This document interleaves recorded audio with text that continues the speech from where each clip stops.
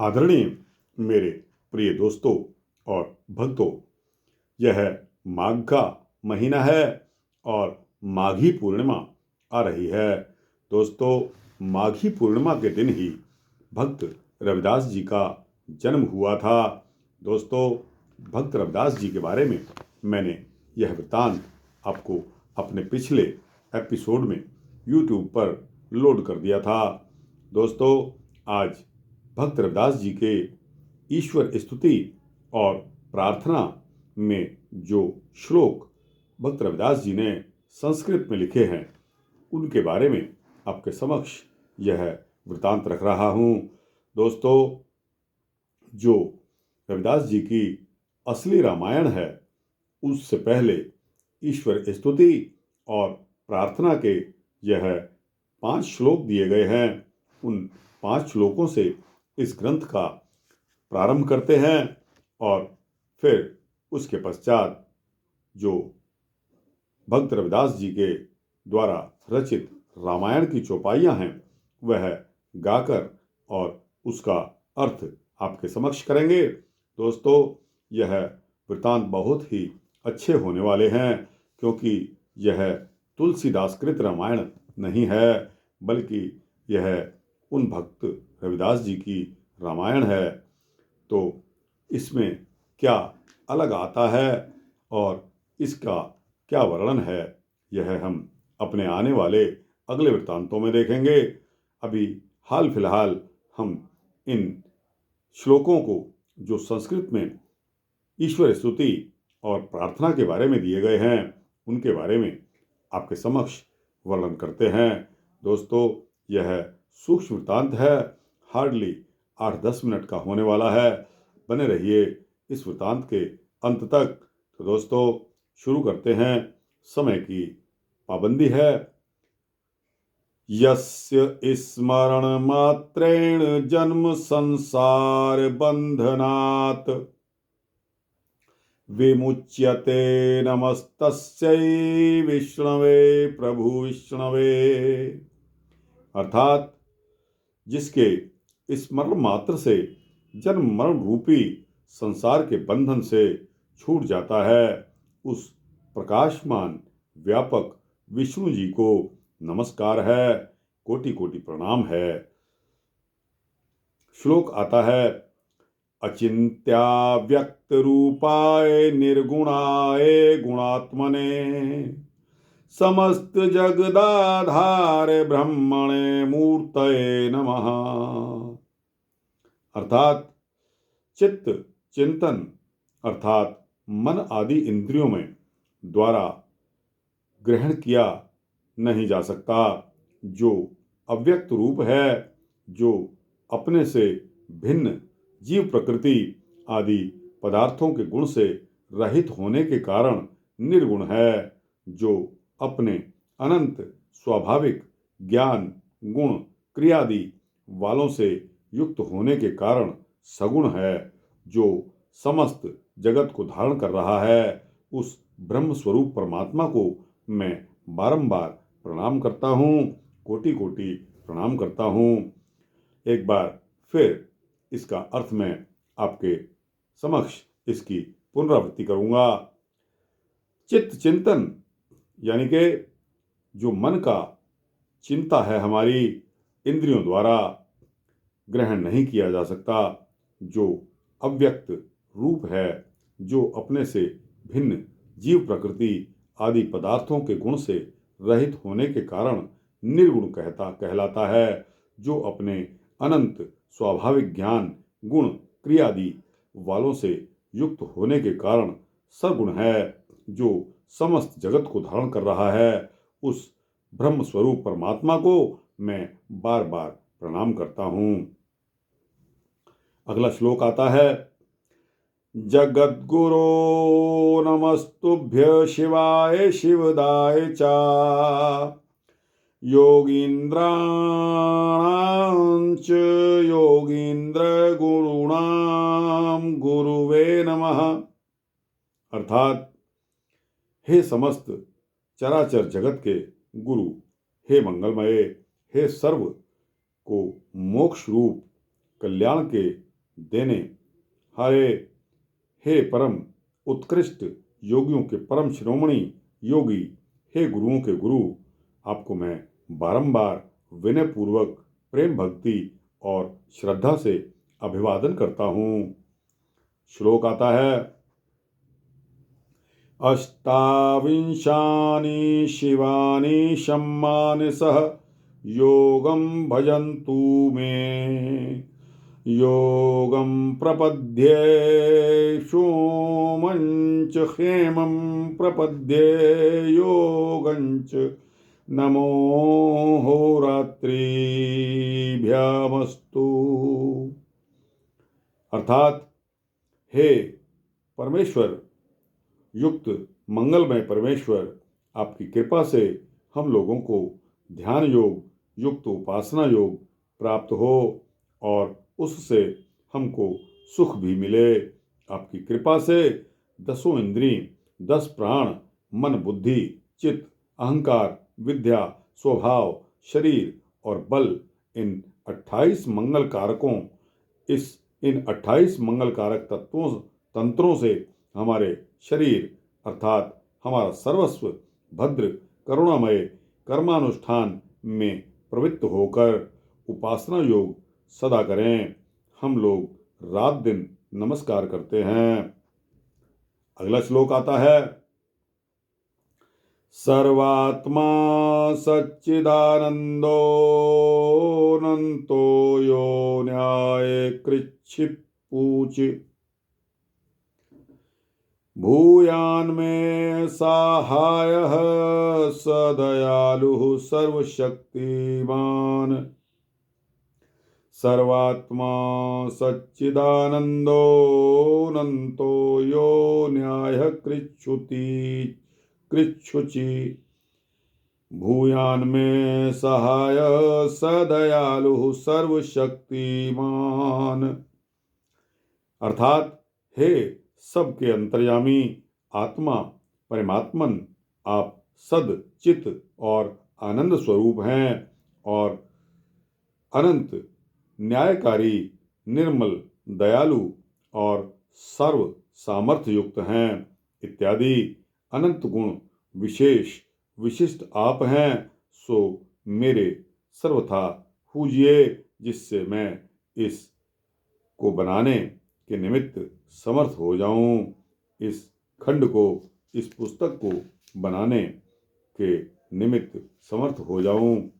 दोस्तों, इसके पश्चात असली रामायण जो कि रविदास द्वारा भक्त रविदास जी द्वारा बनाई गई है उसकी 5 चौपाइयाँ पढ़ेंगे और उसके पश्चात इस वृत्तांत को समाप्त करेंगे।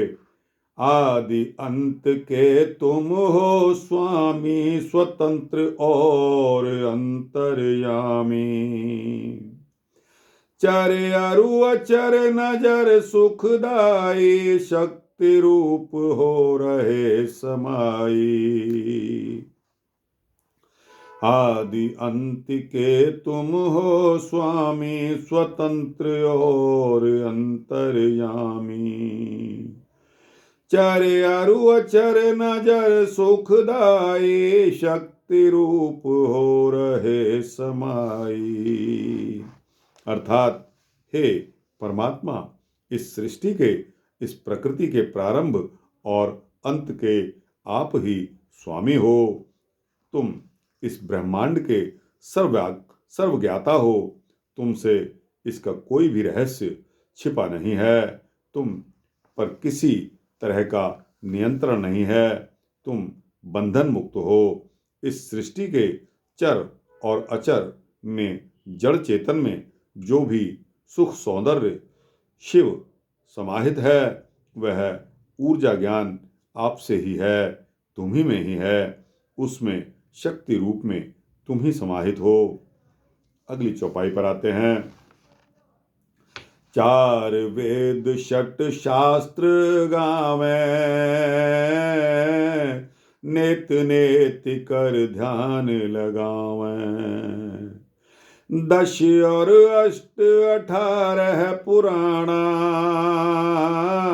निर्गुण सगुण भेद बखाना, चार वेद षट शास्त्र गावें, नेति नेति कर ध्यान लगावें। 10 और 8 18 पुराणा, निर्गुण सगुण भेद बखाना। अर्थात प्रकृति के जो भी वैशिष्ट्य हैं और जो भी सत्य शिव और सुंदर है, उसे तुम्हारा ही स्वरूप समझा जाता है। 4 वेद और 6 शास्त्र तुम्हारा गुणगान करते हैं। इसे ब्रह्मांड को अनंत अनादि समझ अर्थात नायति नायति कहकर ऋषि मुनि ध्यान लगाते हैं। 18 पुराण ने ब्रह्म के साकार निराकार के स्वरूपों की, उसके रहस्यों की व्याख्या की है। अगली चौपाई आती है। पार अपार अभेद बखाने, शक्त जीवन नाना विधि माने। पार अपार अभेद बखाने, शक्त जीवन नाना विधि माने। दृष्टि अगोचर सत सनेही, कै अंतर दुष्ट कै अंतर दृष्ट साधु कर लेई। दृष्टि अगोचर सत सनेही, कै अंतर दृष्ट साधु कर लेई। अर्थात आत्मदर्शी आत्मज्ञानी भी अपार अव्यक्त अगम अगोचर अदृष्ट अभेद कहकर बखान करते हैं। परम ज्ञानी जिसे नाना प्रकार के रूप में मानते हैं, दिखाई देने वाला ईश्वर प्रत्यक्ष रूप और अगोचर अदृष्ट अदृश्यमान रूपी सनेही अंतर्दृष्टि बाह्य दृष्टि से जाना जाता है। अगली चौपाई आती है। निरअंतर नीति कर माना, ताको दर्शे पद निर्वाणा। निरअंतर नीति कर माना, ताको दर्शे पद निर्वाणा। चर अरु अचर ये ही विधि दासा, प्रीति अगम अलख की आशा। चर अरु अचर ये ही विधि दासा, प्रीति अगम अलख की आशा। अर्थात जीवन जीने का जो सार्वभौम मार्ग है, जिसे नीति के रूप में माना गया है, उसको वही देख सकते हैं, वही जान सकते हैं जो निर्वाण मुक्ति को पा लेते हैं, जिसे चर अचर अलख अगम के रूप भक्तगण उसे पाने की आशा लगाए रखते हैं। अगली चौपाई आती है। अजर अनुपम अलख अविनाशी,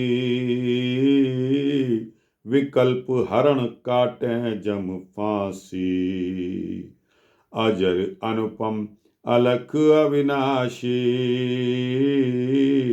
विकल्प हरण काटे जम फांसी। अर्विकार निर्भय निर्वाणा,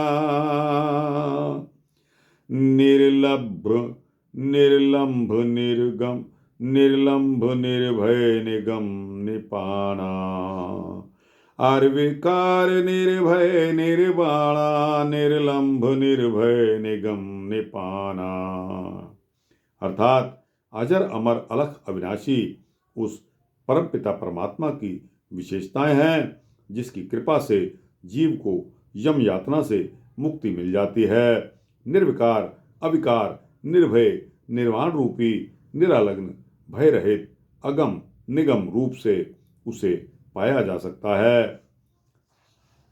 अगली चौपाई आती है। अवगत अखल अखंड है, अविनाशी अविकार। चरा अचर इस जगत के, पूर्ण सृजनहार। अवगत अखल अखंड है, अवगत अखल अखंड है, अविनाशी अविकार, चराचर इस जगत के पूर्ण सृजनहार। अर्थात वह परमपिता अविनाशी, अविकार, संपूर्ण और अखंड है। वही इस जड़ चेतन संसार चराचर जगत को बनाने वाला है और वही स्वामी भी है। अगली चौपाई आती है, जो जन निज उर ध्यान लगावे, सो जन मोक्ष पदारथ पावे। जो जन निज उर ध्यान लगावे, सो जन मोक्ष पदार्थ पावे। चार पदार्थ जिन जिन जाना, सबको मेट एक कर माना।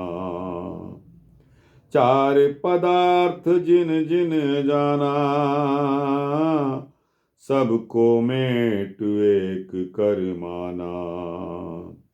अर्थात जो प्राणी उस परमपिता परमात्मा का अपने हृदय में, अपने दिल में ध्यान लगाता है, वह उस परमपिता के धाम को अर्थात आवागमन से मुक्त हो जाता है, अर्थात उसको मोक्ष की प्राप्ति हो जाती है।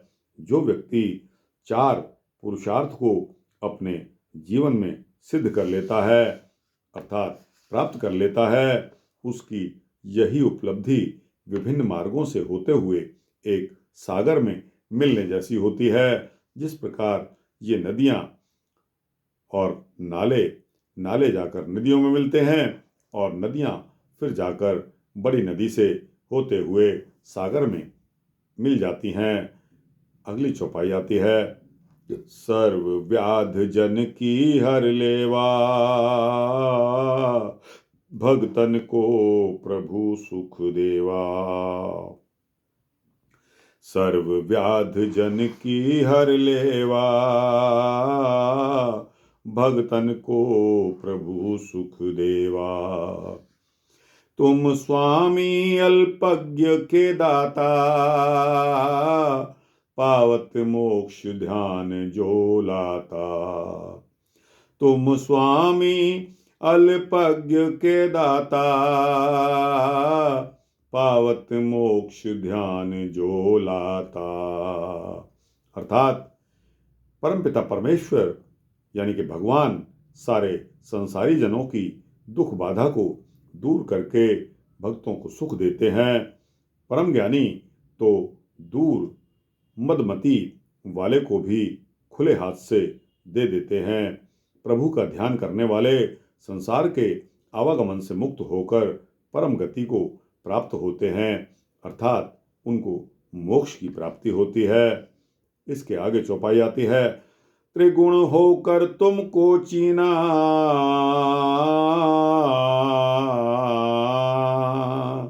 जिन जाना उन मार्ग झीना। त्रिगुण होकर तुमको चीना, जिन जाना उन मार्ग झीना। रजगुण ब्रह्मा ध्यान लगावा, तमो गुण होकर शिव ने गावा। रजगुण ब्रह्मा ध्यान लगावा, तमो गुण होकर शिव ने गावा। अर्थात हे प्रभु, हे परमपिता परमेश्वर, आपको सर्वाधिक प्राणी सतोगुणी, रजोगुणी और तमोगुणी होकर जानते हैं, और जिन्होंने त्रिगुणमय होकर आपको जान लिया, वे ही उस मार्ग को अर्थात आपके सच्चे पक्ष को जानते हैं। वे परम भक्त आपके ही हैं। आपको रजोगुण के द्वारा ब्रह्मा जी ने ध्याया है और तमोगुणी होकर भगवान शंकर ने आपके गुण गाए हैं। तो दोस्तों, यह वृत्तांत यहाँ समाप्त करते हैं। इसके पश्चात सतोगुण रजोगुण तमोगुण के बारे में यह वृत्तांत आए हैं। तो दोस्तों हम अगले वृत्तांत में इसको शामिल करेंगे। दोस्तों समय इजाज़त नहीं दे रहा, इसलिए आपके समक्ष यह वृत्तांत यहीं पर छोड़ना पड़ेगा।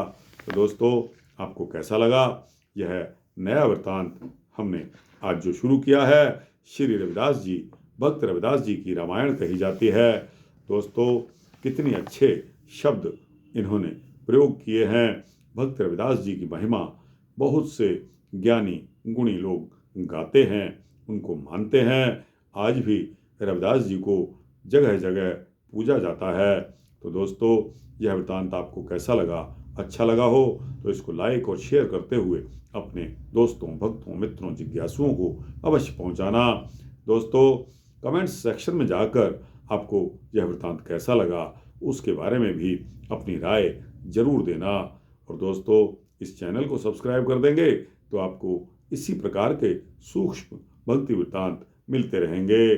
जय श्री हरि, जय गुरु रविदास जी की, जय उनके भक्तों की।